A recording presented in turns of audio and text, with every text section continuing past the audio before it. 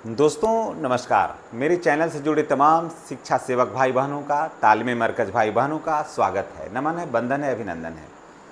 दोस्तों आपने देखा होगा कुछ दिन पहले एक वीडियो एस सिद्धार्थ सर का, जो जैसा कि आप सबको पता है कि हर शुक्रवार को एस सिद्धार्थ सर शिक्षा के संबंध में बात करते हैं और उनका ये पहल जो है वो काफ़ी शानदार है और काफ़ी मोटिवेट होते हैं बिहार के जितना भी शिक्षा प्रेमी हैं, चाहे वो अभिभावक हों, बच्चे हों, शिक्षक हों, सभी काफ़ी अभिभूत होते हैं उनकी बातों से। और ये पहल का हम सम्मान करते हैं और ये सब पहल होना भी चाहिए।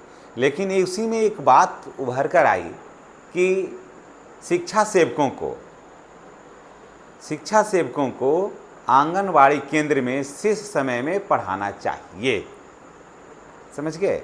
एक लेटर आया था, इसमें एस सिद्धार्थ सर ने अपनी बात को नहीं कहा, एक लेटर लिखा था कोई आंगनवाड़ी से जुड़ा हुआ व्यक्ति कि सर जो शिक्षा सेवक हैं वो बच्चों को आंगनवाड़ी केंद्र में भी पढ़ाएं, कारण कि वो विद्यालय जाते हैं, बच्चे को पहुंचा के चले जाते हैं, तो वो शेष समय में, खाली समय में बच्चों को भी 2 घंटा आंगनवाड़ी केंद्र में पढ़ाएं। और कारण कि आंगनवाड़ी केंद्र में जो सेविका होती हैं उनके ऊपर बहुत सारा रजिस्टर का मेंटेनेंस करने का दबाव होता है, 32-33 तरह का रजिस्टर होता है, उसको भरना होता है। तो ऐसे में पढ़ाने का जो रूटीन है, जो कार्यक्रम है, वो बाधित हो जाती है। तो ऐसे में फ़िलहाल शिक्षा सेवक देखें, अभी आदेश हुआ नहीं है, ऐसा विचार दिया गया है कि शिक्षा सेवक उसको देखें और ताकि जो आंगनवाड़ी की जो सहायिका हैं उनको थोड़ा हेल्प मिल सके। पहले ही तो शिक्षा सेवक सुबह में बच्चों को ट्यूशन पढ़ाते हैं, उसके बाद फिर विद्यालय लाना होता है, विद्यालय में बच्चों को पढ़ाना होता है, मध्याह्न भोजन संचालन में अहम भूमिका होती है, उसके बाद वापस जाते हैं, वहाँ महिलाओं को सरकारी योजनाओं के संबंध में बताते हैं, उसके बाद फिर विद्यालय आते हैं, जो बच्चे को लेकर आए हैं, जितने बच्चे को उसको काउंट करके उतना फिर लेके जाते हैं। तो समय कहाँ पर बचता है? समय तो कहीं पर बचता नहीं है। हाँ, बच्चों को पहुंचा करके वो फिर लौट जाएं और 2 घंटा वहाँ पढ़ा लें, उसके बाद फिर महिलाओं को पढ़ाएं, उसके बाद फिर वहाँ फिर तो कितना काम हो जाता है। क्या इतना पार लगेगा?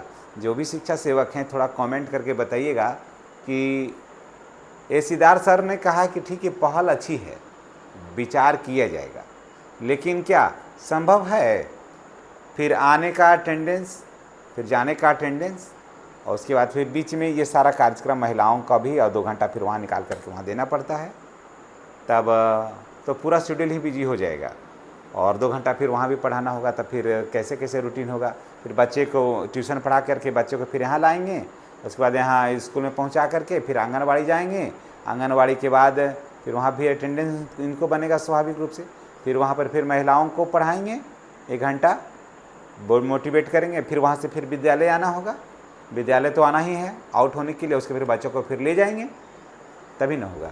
तो इतना है, तो हमको नहीं लग रहा है कि शिक्षा सेवक इतना काम के दबाव को झेल पाएंगे। पहले भी वो काफ़ी लोड है शिक्षा सेवकों के ऊपर में और विद्यालय के संचालन में उनकी बहुत बड़ी भूमिका होती है और बहुत सारा ऐसा काम होता है कि बिना शिक्षा सेवक का तो काम हो ही नहीं सकता है। बच्चे का नाम छूटा है, किसको एडमिशन कराना है, किसका आधार कार्ड बन गया है उसको लाना है, किसका आधार कार्ड नहीं बन रहा है उसमें क्या परेशानी है, फिर वहाँ उनको जाना होता है। उसके बाद फिर बहुत से ऐसे बच्चे हैं जो विद्यालय छोड़ के जाते हैं, फिर भट्ठा पर चले जाते हैं या फिर कहीं और चले जाते हैं, फिर वो जब आते हैं तो उनको पकड़ के ला करके फिर विद्यालय से कनेक्ट करना, कई तरह का काम हो जाता है। और विद्यालय में भी बहुत सी ऐसी बातें हैं जो शिक्षक नहीं जानते हैं, किसी के माता पिता का नाम गलत लिखा गया तो उसका भी करेक्शन तो शिक्षा सेवकों के माध्यम से होता है, क्योंकि वो टोला के हैं। तो टोला के हैं तो स्वाभाविक रूप से सभी बच्चे के माता पिता को जानते हैं। फिर बच्चा क्यों नहीं आ रहा है तो उनको फ़ोन करके फिर बुलाना, फिर नहीं आने का कारण जानना, आएगा तो कब आएगा, छुट्टी भी लेना होता है। अचानक मानते हैं कि ऐसा कुछ बात हो गई तो बच्चे अगर कहीं जा रहे हैं तो टोला सेवक, शिक्षा सेवक, अभी कहिए टोला सेवक, पहले लोग कहते थे शिक्षा सेवक हैं, तो फिर उनसे छुट्टी लेना होता है, उनको जानकारी देना होता है, तो ये सारी बातें को तो करना होता है। इसी बीच में आंगनवाड़ी केंद्र में शिक्षा सेवक को पढ़ाना फिर ये तो अब तो लेटर जारी होगा तो करना होगा, लेकिन हमको लगता है कि ऐसा बहुत मुश्किल हो जाएगा। अगर ऐसा लेटर जारी होता है तो बड़ा मुश्किल हो जाएगा। लेकिन सिद्धार्थ सर ने बड़ा जॉली मूड में कहा है कि हाँ, ये सुझाव तो काफ़ी अच्छा है, इस पर विचार करेंगे। अगर उन्होंने विचार कर लिया तब तो क्या होगा, तब तो फिर वहाँ भी जाना होगा। जो बगल का आंगनवाड़ी केंद्र है वहाँ जाना होगा, फिर वहाँ पढ़ाना होगा 2 घंटा, और उसके बाद फिर आना होगा विद्यालय। तो इस संबंध में शिक्षा सेवक भाई वहाँ क्या कहते हैं, उनका क्या राय है, कमेंट करके बताइएगा। इन्हीं बातों के साथ हम आपसे विदा लेते हैं। अगर चैनल पर नए हैं तो चैनल को सब्सक्राइब करके बेल आइकन पर दबाइए, ताकि वीडियो का नोटिफिकेशन जो है वो मिलता रहे। धन्यवाद।